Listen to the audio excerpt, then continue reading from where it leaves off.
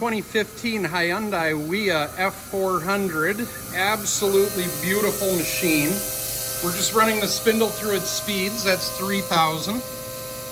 We'll jump up to 6.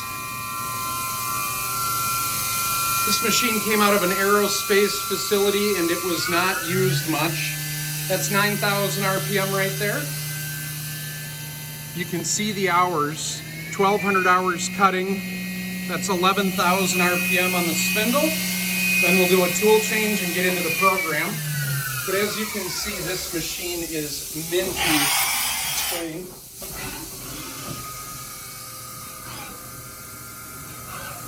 Running a drilling cycle on it. Cat 40, 12K spindle.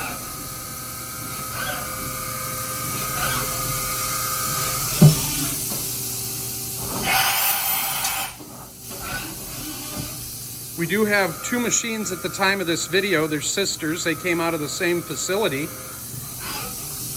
Check us out online, and thanks for watching.